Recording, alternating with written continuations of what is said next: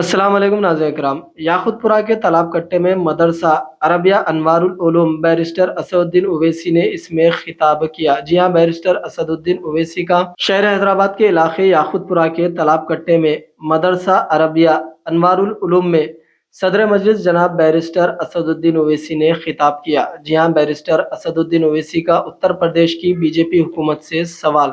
کہا کہ سنبھل میں جامع مسجد کے سامنے وقف بورڈ کی زمین پر پولیس چوکی کیوں بنائی جا رہی ہے۔ ساتھ ہی انہوں نے وقف ترمیمی بل 2024 کے بارے میں بھی کہا۔ مجلس کے سربراہ بیرسٹر اسد الدین اویسی نے ادا کیا کہ ایک طرف وزیر اعظم مودی کویت میں شیخوں سے بغل گیر ہو رہے اور دوسری طرف مرکز اور ریاستوں کی بی جے پی حکومتیں مسلم مذہبی مقامات کو نشانہ بنا رہی ہے۔ تو ناظرین کرام، سنتے ہیں صدر مجلس جناب بیرسٹر اسد الدین اویسی نے یاقوت پورہ میں واقع مدرسہ عربیہ انوار العلوم میں اپنے خطاب میں کیا کچھ کہا۔ اعوذ باللہ من الشیطان الرجیم، بسم اللہ الرحمن الرحیم۔ صدر جلسہ مولانا سید نعمت اللہ قادری صاحب، بانی مدرسہ انوار العلوم، سابقہ رکن اسمبلی محترم جناب ممتاز احمد خان صاحب، مفتی محمد انوار احمد صاحب قبلہ،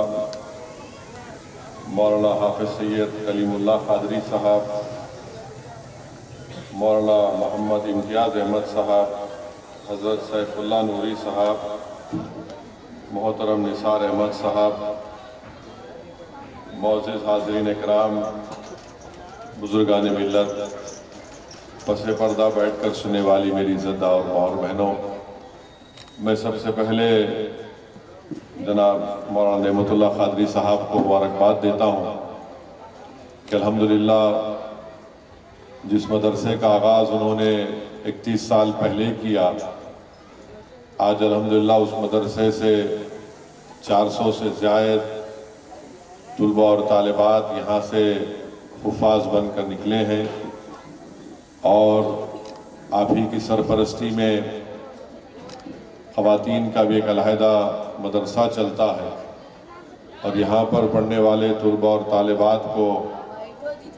عالم کی ڈگری جامعہ نظامیہ میں ایک امتحان ہوتا ہے، اس کی بنیاد پر ان کو دی جاتی ہے۔ میں حضرت کو مبارکباد دیتا ہوں کہ اللہ سبحانہ تعالیٰ ان سے 31 سال سے ایک بہت بڑا کام ان سے لے رہا ہے۔ میں اس مدرسے میں پڑھانے والے تمام مدرسین کو، یہاں کے ذمہ داروں کو مبارکباد دیتا ہوں۔ عزیزان ملت اسلامیہ، علم ایک لازوال دولت ہے، ترقی کا ضامن ہے، اور علم ایک نور ہے، جہالت ایک ظلم ہے۔ اسی لیے اللہ سبحانہ وتعالیٰ نے قرآن کریم میں یہ فرمایا کہ کیا جاہل اور عالم برابر ہو سکتے ہیں۔ حدیث شریف میں آیا کہ اللہ کے رسول صلی اللہ علیہ وسلم نے ارشاد فرمایا کہ جو لوگ علم حاصل کرنے کے لیے راستے پہ نکلتے ہیں، اللہ سبحانہ وتعالیٰ ان کے لیے جنت کے راستے کو آسان کر دیتا ہے۔ حدیث شریف میں آیا کہ اللہ کے رسول صلی اللہ علیہ وسلم نے فرمایا کہ جو لوگ علم حاصل کرتے ہیں، ان کے علم حاصل کرنے کی خوشی میں فرشتے ان کی راہوں میں پر بچھا دیتے ہیں۔ اللہ کے رسول صلی اللہ علیہ وسلم نے ارشاد فرمایا کہ جو لوگ علم حاصل کرتے ہیں، زمین و آسمان میں جو چیزیں اللہ نے پیدا کی ہیں، وہ سب اس علم حاصل کرنے والے کے لیے، بشمول پانی میں جو مچھلیاں ہیں، وہ اس کی بخشش کے لیے دعائیں فرماتی ہیں۔ اللہ کے رسول صلی اللہ علیہ وسلم نے فرمایا کہ ایک عالم کو عابد کے اوپر فضیلت اس طرح حاصل ہے جیسا کہ ایک چاند کو تاروں کے اوپر فضیلت حاصل ہے، اور علماء انبیاء کے وارثین ہیں، اللہ کے رسول صلی اللہ علیہ وسلم نے فرمایا، اور انبیاء نے کوئی درہم دینار اپنی وراثت میں نہیں چھوڑا، بلکہ انہوں نے علم کو چھوڑا ہے۔ احیاء العلوم میں امام غزالی رحمۃ اللہ علیہ اللہ کے رسول صلی اللہ علیہ وسلم کی حدیث شریف لکھتے ہیں کہ جو علم حاصل کرتا ہے اس لیے تاکہ دوسروں کو علم سکھائے، اللہ سبحانہ و تعالیٰ اس کو 70 صدیقوں کے برابر اجر اور ثواب عطا کرتا ہے۔ میرے عزیز دوستوں اور بزرگوں، مجھے مفتی انوار احمد صاحب سے میری گفتگو ہو رہی تھی تو جامع نظامیہ کی اشاعت العلوم سے جو مکارم الحفاظہ جو کتاب چھپی، اس کے دقائق الاخبار میں یہ چیز لکھی گئی کہ اللہ سبحانہ و تعالیٰ نے زمین و آسمان اور کائنات کو بنانے سے پہلے ازل میں عقیق سے قندیل کو بنایا۔ اس قندیل کے اندر اللہ سبحانہ و تعالیٰ نے نور محمدی صلی اللہ علیہ وسلم کے چہرے مبارک کو رکھا، وہی چہرے مبارک کو رکھا جس کو دنیا میں بھیجانا تھا۔ پھر اللہ سبحانہ و تعالیٰ نے حضرت آدم علیہ السلام سے لے کر جتنی لوگ آنے والے ہیں اس دنیا میں، ان تمام ارواح کو جمع کیا، اور وہ ہزاروں سال تک اس قندیل کے اطراف اللہ کی تسبیح بیان کرتے پھرتے تھے۔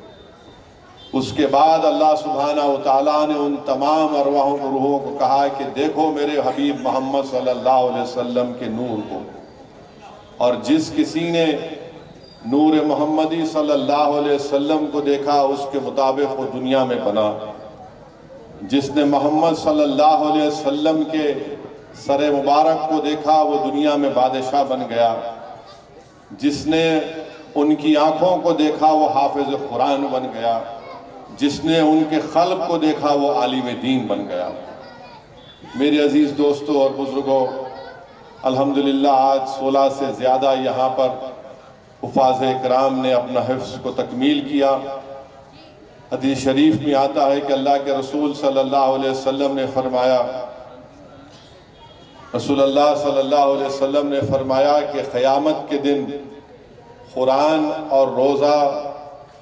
شفاعت کریں گے اللہ تعالیٰ سے، قرآن کی جو حافظ قرآن جو حفظ کرتے ہیں۔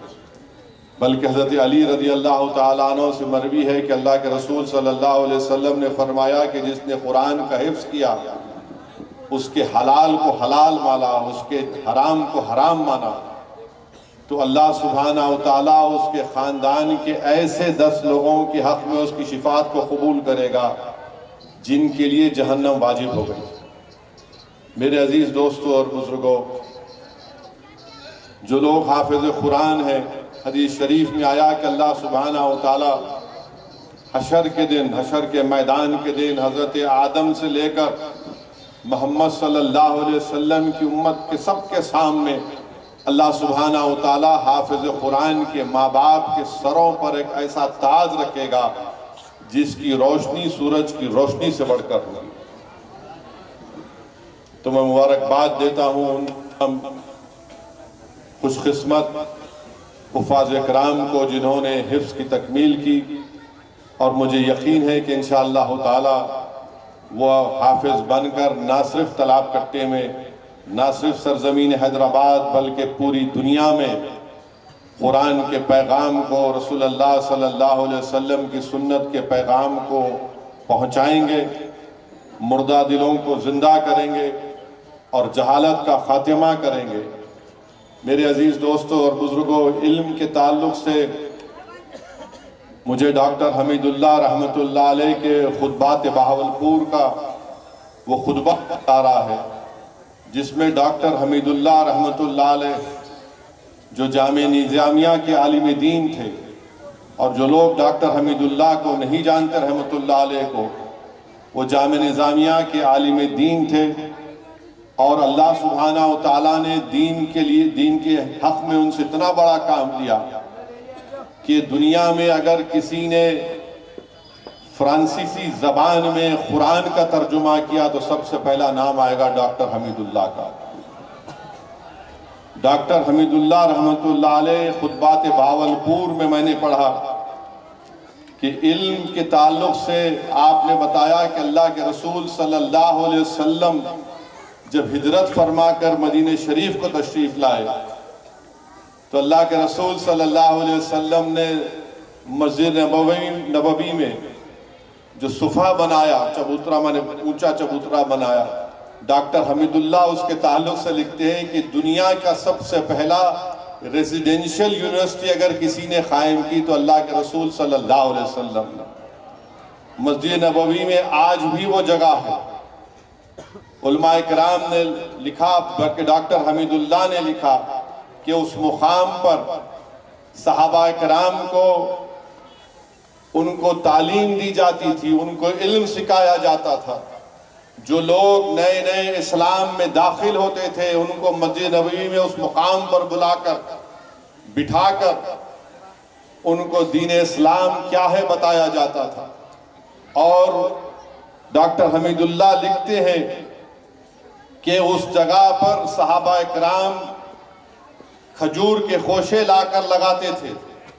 تاکہ جو لوگ وہاں پر بیٹھ کر علم حاصل کرتے ان کو کھجور ان کو ملے۔ تو ایک مرتبہ ڈاکٹر حمید اللہ اپنے خطبات بھاولپور میں کہہ رہے ہیں کہ ایک مرتبہ 80 صحابہ کرام وہاں پر موجود تھے، اور پھر وہاں پر ایسے صحابہ بھی موجود تھے جو توریت کو بھی پڑھنا جانتے تھے، اس کی زبان کو بھی سمجھتے تھے۔ ڈاکٹر حمید اللہ اپنے اس خطبے میں یہ بھی بیان فرماتی ہیں کہ اللہ کے رسول صلی اللہ علیہ وسلم جب ایک وفد آیا تھا موجودہ عمان سے، تو اللہ کے رسول صلی اللہ علیہ وسلم ان سے عمان کے بارے میں پوچھ رہے تھے کہ فلاں شخص کیسا ہے، وہ کیا جگہ ہے، وہ جگہ کیسی ہے۔ تو عمان سے جو لوگ آ کر دین اسلام کو قبول کر رہے تھے انہوں نے کہا یا رسول اللہ صلی اللہ علیہ وسلم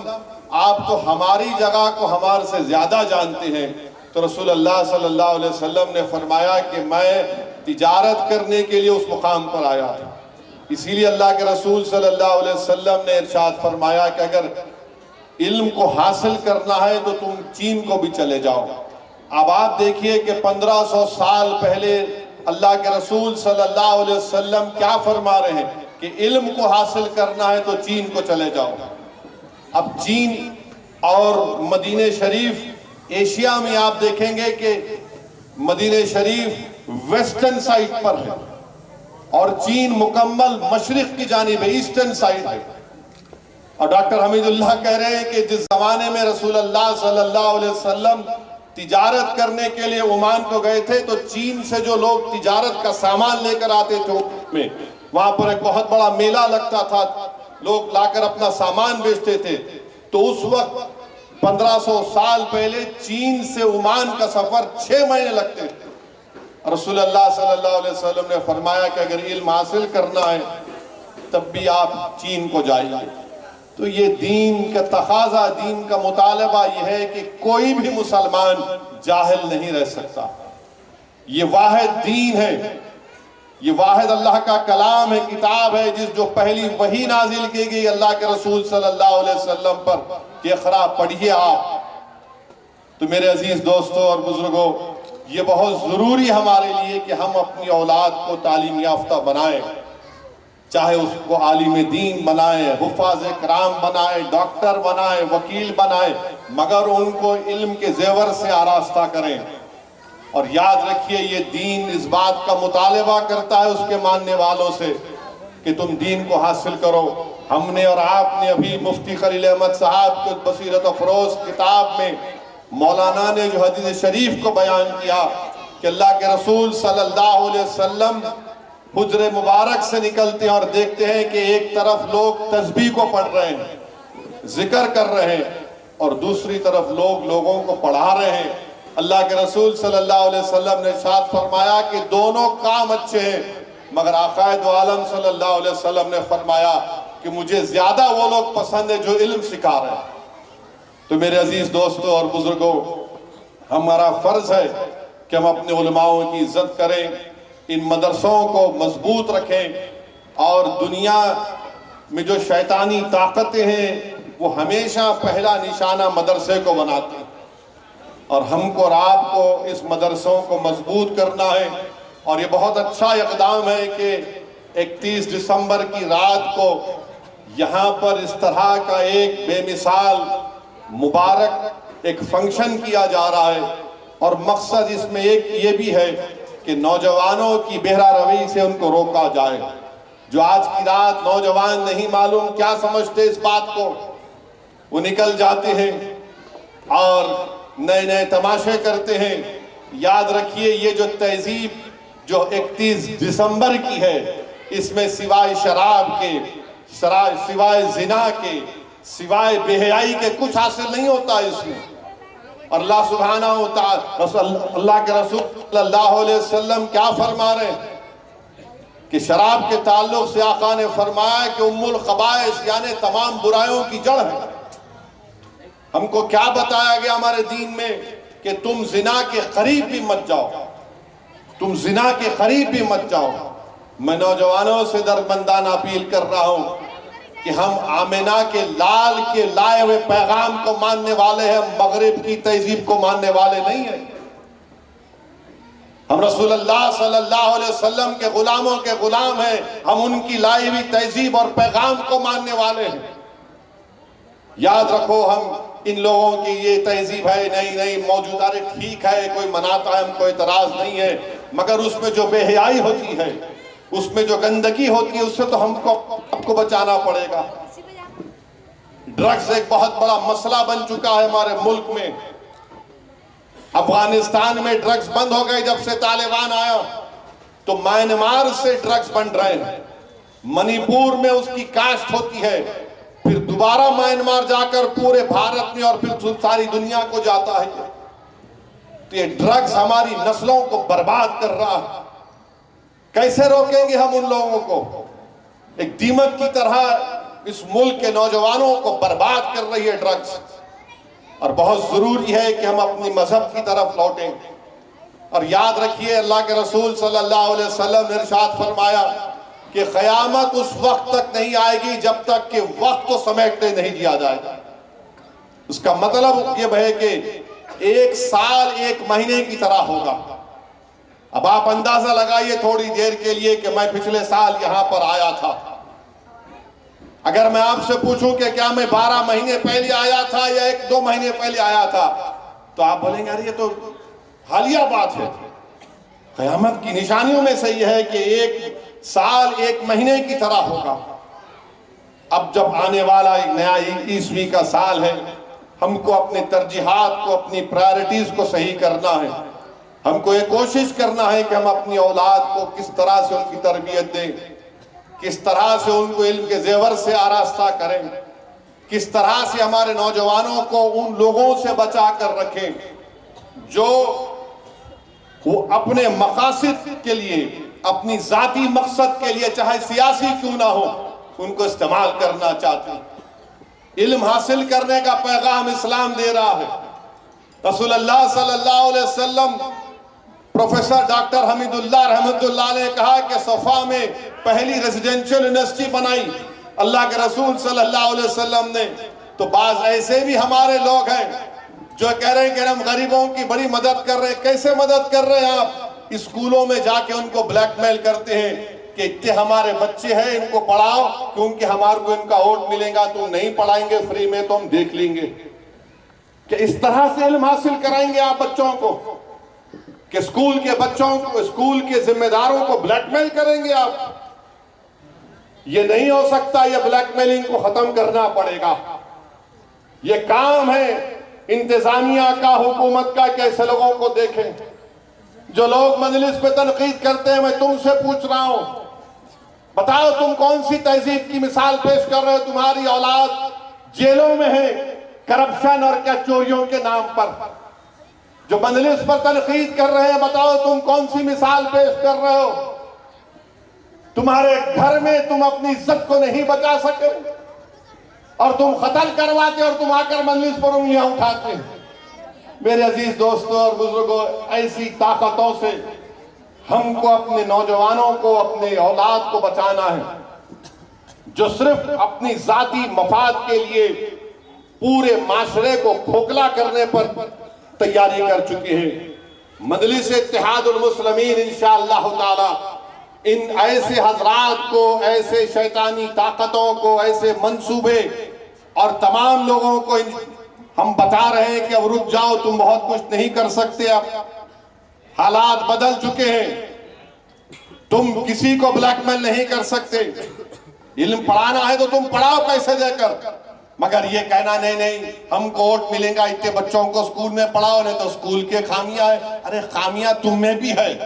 تم کبھی اپنے گریبان میں جھانک کر دیکھے، تم اپنے گھر میں جھانک کر دیکھے، کیا تمہاری خامیوں کو میں عوام کے سامنے لاؤں؟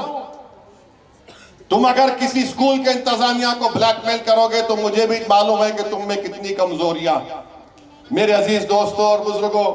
آج ہمارے ملک میں آپ دیکھ رہے ہیں، میں پکار کر آپ سے برسوں سے کہہ رہا ہوں، اپنی مسجدوں کو آباد رکھو، اپنی مسجدوں کو آباد رکھو، تو یہی یہ تمام مخالفین بولتے تھے کہ اویسی، اسد الدین اویسی جذباتی تقریر کر رہا ہے۔ آج آپ کے سامنے ہیں، آپ بھی جانتے ہیں کہ کاشی کی جو مسجد ہے اس کا جنوبی حصے ہم کھو چکے ہیں، مسجد میں نماز نہیں ہو رہی ہے، کچھ اور چیز ہو رہی ہے۔ کاشی میں جو وضو خانہ ہے اس کو بند کر دیا گیا ہے، متھرا کی عیدگاہوں پر للچاوی نظریں لگا کر بیٹھے ہیں، سنبھل کی مسجد کا قصہ آپ کے سامنے ہے، ایک ہی دن میں کیس پڑتا ہے، 1.5 گھنٹے میں آرڈر ہو جاتا ہے، 1 گھنٹے کے اندر سروے ہو جاتا ہے، اور 5 لوگوں کو گولی مار کر شہید کر دیا جاتا ہے۔ اس سے بھی دل نہیں بھرا تو مسجد سنبل کی مسجد کے سامنے، سنبل کی مسجد آثار قدیمہ کا پروٹیکٹڈ مانیومنٹ ہے۔ پروٹیکٹڈ مانیومنٹ کا قانون یہ ہے کہ اس کے 100 میٹر کے اطراف میں کوئی تعمیری نہیں ہو سکتا، یہ پارلیمنٹ کا قانون ہے۔ مگر یہ کون سی سنبل کی پولیس ہے جو آثار قدیمہ کے پروٹیکٹڈ مسجد کے 100 میٹر نہیں بلکہ اس کے 5 فیٹ کے فاصلے پر آؤٹ پوسٹ بنا رہے ہیں، اور وہ آؤٹ پوسٹ وقف کی زمین میں بنا رہے ہیں۔ مراد آباد کے 39A میں وہ وقف کا درج ہے، سنی وقف بورڈ میں درج ہے، وہاں پر سنبل کی پولیس بنا رہے ہیں۔ نریندر مودی گئے تھے کویت کو تو کویت کے شیخوں سے بڑا گلے لپٹ کے ملے، اب بلا کے کویت کے شیخ کو دکھاؤ کہ تمہاری حکومت یہاں پر کیا کر رہی ہے، کیا کر رہی ہے اتر پردیش کی حکومت، کیوں آؤٹ پوسٹ بنا رہے ہیں سنبل میں، تاکہ پیچھے جو باولی نکلی ہے اس کا راستہ بند کرنا چاہتے ہیں۔ ارے وقف کی جائیداد پر تم زمین پر جو وقف اولاد ہے، اب یہ نیا بل جو حکومت لائی ہے اس میں وقف اولاد کو مکمل کمزور کر کے رکھ دیا گیا۔ پکار کر کہہ رہے تھے، آج بھی کہہ رہا ہوں، وہ وقف کا بل اس لیے لایا گیا تاکہ مسلمانوں سے ان کی مساجد کو چھین لیا جائے، تاکہ مسلمانوں سے ان کی درگاہوں کو چھین لیا جائے، قبرستانوں کو چھین لیا جائے، یتیم خانوں کو چھین لیا جائے۔ اب آپ کو دکھ رہا ہے ان کی سازش کہ سنبل کی مسجد کے سامنے جو زمین ہے وہ وقف الاولاد ہے، اسی لیے اس بل میں لایا گیا تھا کہ وقف الاولاد کو کمزور کر کے رکھ دیں گے۔ اب وہاں پہ کلیکٹر صاحب بول رہے کہ نہیں ہمارے کو کوئی کاغذ دکھائی نہیں۔ اب کلیکٹر صاحب آپ کو جو دیکھنا چاہ رہے آپ دیکھ رہے، جو نہیں دیکھنا چاہ رہے نہیں دیکھ رہے، آپ جو آپ کو بی جے پی یوگی بول رہی ہے وہی آپ دیکھ رہے، مگر 95 ایکٹ کے تحت سنی وقف بورڈ کے مراد آباد میں 39A میں زمین رجسٹرڈ ہے۔ میرے عزیز دوستوں اور بزرگوں، اپنے اتحاد کو مضبوط رکھیے، یاد رکھیے سرزمین حیدرآباد پر آپ کی ایک علیحدہ سیاسی قیادت ہے جس کو آپ کے ہمارے بزرگوں نے برسوں سے مضبوط کیا ہے، اور آپ کی ایک سیاسی علیحدہ قیادت کی وجہ سے آپ دیکھتے ہیں کہ ہندوستان کی پارلیمنٹ میں مجلس اتحاد المسلمین بے باکی کے ساتھ ان تمام مسئلے اور مسائل کو اٹھاتی ہے۔ حالیہ پارلیمنٹ کا سیشن ہوا، ہمارے آئین کے سمویدھان کے 75 سال کو منایا گیا۔ جب میں نے پارلیمنٹ میں اٹھ کر کہا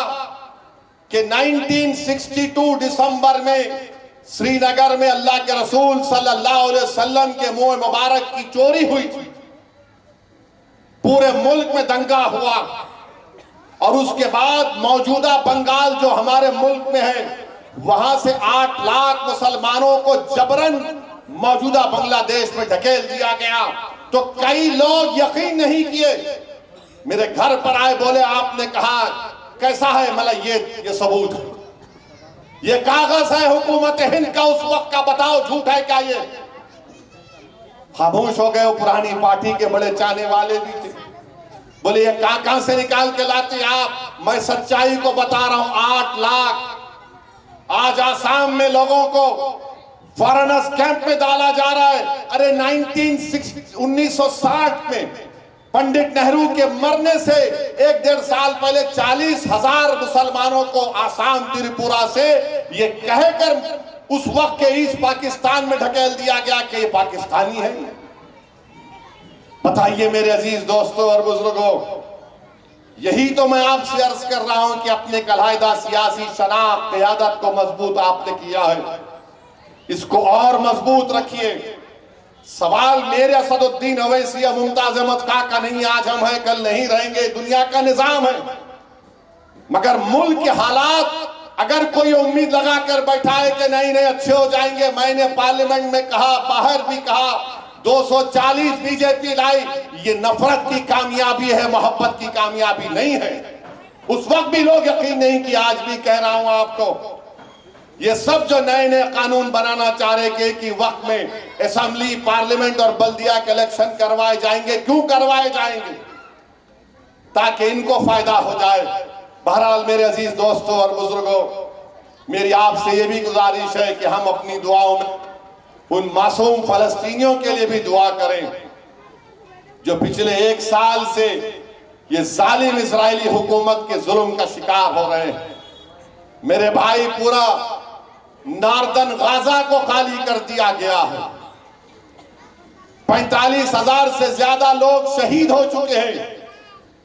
13 لاکھ سے زیادہ لوگ بے گھر ہو چکے ہیں، 10,000 سے زیادہ لوگ ابھی اس بلڈنگ کے ملبے میں پڑے ہوئے ہیں، نہیں معلوم زندہ ہیں یا مر گئے۔ ان 45,000 میں 17-18,000 کے قریب تو معصوم بچوں کی موت ہوئی ہے۔ اب غزہ میں کوئی 9-10 سال کے بچے نظر نہیں آتے، سب تقریباً مر چکے ہیں۔ اپنے خاص دعاؤں میں اللہ سے دعا کریں کہ اللہ سبحانہ وتعالی ان غزہ کے فلسطینیوں کو اللہ ان کو زندہ رکھے اور ان کو کامیاب کرے۔ جو دنیا آج گونگی اور اندھی بن چکی ہے، اللہ ان کو دیکھ لے۔ جو دنیا ان کے لیے تنگ کر دی گئی ہے، اللہ ان کے لیے دنیا کو کشادہ فرما دے۔ ہم دعا کریں اللہ سے کہ غزہ میں جو لوگ، آپ اندازہ نہیں کر سکتے، اگر کسی کا ہاتھ کٹ گیا تو بغیر بے ہوشی کا انجیکشن دیے اس کے ہاتھ کو کاٹا جا رہا ہے۔ اگر کوئی زخمی ہے تو اس کو